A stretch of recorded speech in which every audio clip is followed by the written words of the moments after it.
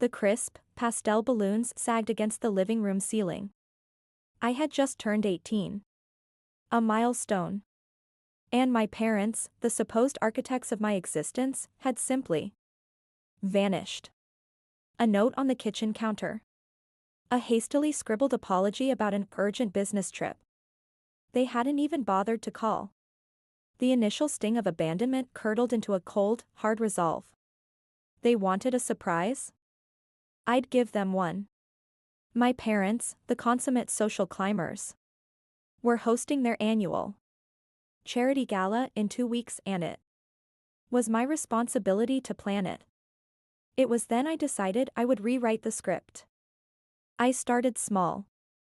I replaced their expensive organic coffee with the cheapest instant granules I could find. The faint, bitter tang would be noticeable. Then, I altered the guest list, adding few interesting individuals, old rivals, business adversaries, and a particularly flamboyant ex-business partner of my father's, a man known for his dramatic public outbursts. Next, I turned my attention to the catering. My mother, a self-proclaimed connoisseur, had meticulously planned the menu, featuring exotic delicacies. I contacted the caterers, posing as a representative, and suggested a few substitutions. Instead of the delicate sea bass, they'd be serving tripe. And the champagne?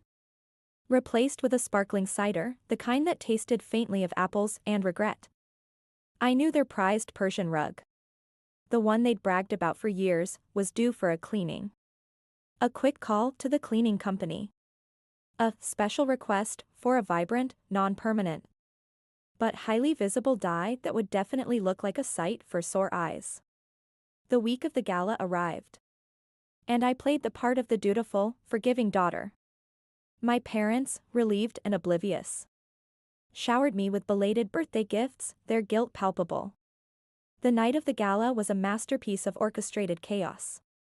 The guests arrived, their smiles faltering as they sipped the sugary cider, and eyed the tripe with suspicion. The Persian rug, now a riot of swirling colors, became the unwitting star of the show. My father's ex-business partner, fueled by the cheap sparkling cider and a long-standing grudge, launched into a passionate, albeit incoherent, tirade about my father's shady dealings. My mother, her face flushed with mortification, attempted to salvage the evening, but the damage was done. The air crackled with tension as the guests began to trickle out, their whispers echoing through the grand hall. My parents turned to me, their faces a mask of confusion and anger. "What have you done?" My mother hissed, her voice trembling. I smiled, a slow, deliberate smile that mirrored the emptiness they had shown me. "A surprise," I said, my voice as cold as the champagne they hadn't served. "Happy belated birthday." I turned and walked away. The balloons, now deflated, hung like ghostly reminders of a celebration that never was. And I, the abandoned daughter, had finally taken my revenge.